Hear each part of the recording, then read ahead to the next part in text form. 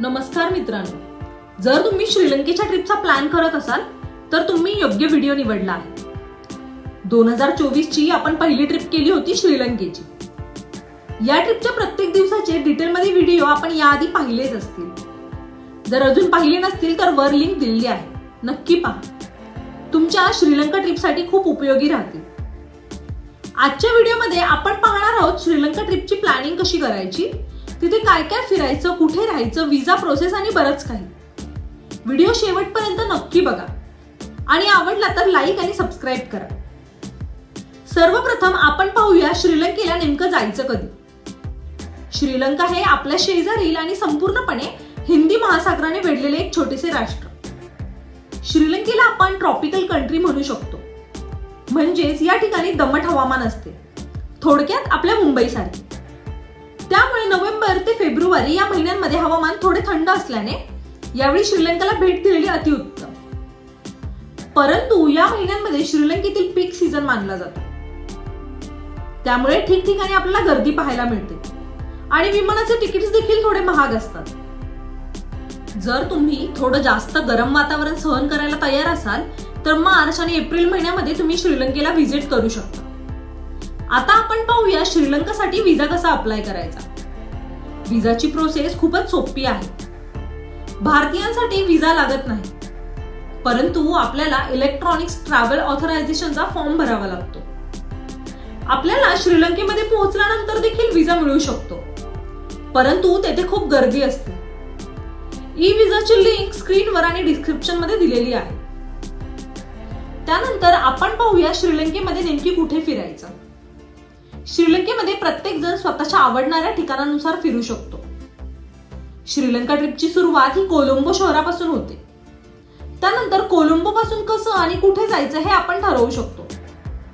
बरेचसे पर्यटक कोलंबो, कॅंडी, सिगिरिया, नुवारा एलिया, एल्ला, मिरिसा, गॉल आणि शेवटी कोलंबो अशी ट्रिप प्लॅन करतात। तुम्हाला जर श्रीलंकेच्या बाजूने राम सेतू पाहायचा असेल तर तुम्ही जाफनाला जाऊ शकता।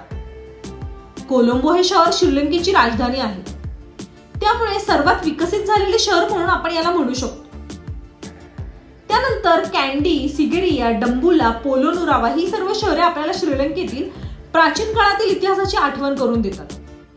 जर तुमच्याकडे वेळ असेल तर तुम्ही अनुराधापुरा या शहराला देखील भेट देऊ शकता। तसेच कॅंडी जवळ असणारा अंबुलुवावा टॉवर आपल्याला एका युनिक आर्किटेक्चरचे उदाहरण देतो। त्यानंतर नुवारा एलिया हे श्रीलंकेतील टी कॅपिटल म्हणून ओळखले जाते। याचबरोबर एल्ला आणि नुवारा एलिया ही दोन्ही थंड हवेची ठिकाणे आहेत। श्रीलंका हे हत्तींसाठी खूप प्रसिद्ध आहे। जर तुम्हाला जंगल सफारी करायची असेल तर याल आणि उडावाला वे या नॅशनल पार्कला भेट देऊ शकता। जर तुम्हाला बीच डेस्टिनेशन आवडत असतील तर मिरिसा, गॉल, वेलिंगामा या ठिकाणांना देखील तुम्ही भेट देऊ शकता। मिरिसा हे सर्फिंग शिकण्यासाठीचे खूप फेमस ठिकाण आहे। श्रीलंकेतील बीचेस खूप स्वच्छ आहेत, त्यामुळे तुम्ही स्कुबा डायव्हिंग देखील करू शकता। या सर्व प्लेसेस बद्दल सेपरेट व्हिडिओ आपल्या चॅनलवर उपलब्ध आहे, त्यामुळे डिटेल माहितीसाठी तुम्ही ते पाहू शकता। आता आपण पाहूया श्रीलंकेमध्ये फिरायचं कसं। श्रीलंकेमध्ये जवळपास सर्वत्र रेल्वे आहेत, परंतु स्लो असल्याने वेळ खूप लागतो। त्यानंतर श्रीलंका गव्हर्नमेंटच्या बसेस देखील उपलब्ध आहेत। जर तुम्ही फॅमिली किंवा ग्रुपमध्ये फिरत असाल तर कार देखील रेंटने घेऊ शकता। 40 ते 50 US$ या रेटमध्ये तुम्हाला कार मिळून जाईल। आम्ही देखील काही ठिकाणी कार रेंट केली होती। जर तुम्हाला कॉन्टॅक्ट हवा असेल तर डिस्क्रिप्शन मध्ये दिला आहे।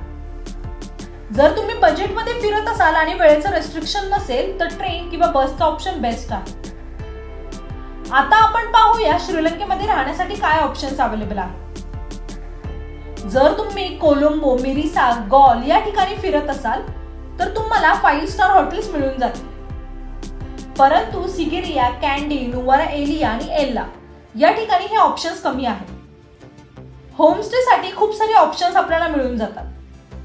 आम्ही ज्या हॉटेल्समध्ये किंवा होमस्टे मध्ये राहिलो होतो त्याची लिंक डिस्क्रिप्शन मध्ये दिलेली आहे। श्रीलंकेमध्ये जेवणासाठी खूप सारे ऑप्शन्स आपल्याला मिळून जातात। या ठिकाणी इंडियन रेस्टॉरंट्स देखील उपलब्ध आहेत। त्यापैकी आम्ही ट्राय केलेले काही रेस्टॉरंट्सचे डिटेल्स डिस्क्रिप्शन मध्ये दिलेले आहेत। तुम्ही देखील ते ट्राय करू शकता. लोकल क्विझिन मध्ये तुम्ही कोकोनट रोटी, कोट्टू रोटी, किंग कोकोनट ट्राय करू शकता. त्यानंतर आपण श्रीलंकेचं संपूर्ण बजेट पाहूया. पहिलं आहे फ्लाइट्स, जे आपल्याला रिटर्न तिकीट असू शकतं 15 ते 20,000 रुपये. भारतीयांसाठी विजा हा सध्या फ्री आहे. त्यानंतर हॉटेल्स, व्यवस्थित सोयी असणारे हॉटेल्स किंवा होमस्टे 1000 रुपयांपासून सुरू होतात. जर तुम्ही कार हायर करणार असाल तर तुम्हाला 40 ते 50 US$ पर्यंत लागू शकतात. ट्रेन किंवा बसने प्रवास करणार असाल तर तुमची खूपच बचत होऊ शकते. पब्लिक ट्रान्सपोर्टने प्रवास करणार असाल तर आधीच रेल्वे बुकिंग आणि डेस्टिनेशनचे प्लॅनिंग करा. जेवणासाठी साधारण 700 ते 800 रुपये लागू शकतात. आणि श्रीलंकेतील काही प्लेसेस साठी एंट्री फी आहे, त्यासाठी एकंदरीत 5000 रुपये लागतात. जर तुम्ही जंगल सफारी करणार असाल तर त्यासाठी अजून 5 ते 7000 रुपये लागतील. ही होती आमची श्रीलंकेची प्लॅन. जर तुम्ही देखील श्रीलंकेची ट्रिप प्लॅन करत असाल तर तुम्ही हा व्हिडिओ रेफर करू शकता. या ट्रिपसाठी काहीही मदत लागली तर कमेंटमध्ये विचारू शकता. व्हिडिओ आवडला असेल तर लाईक आणि अशाच व्हिडिओसाठी चॅनलला नक्की सबस्क्राईब करा.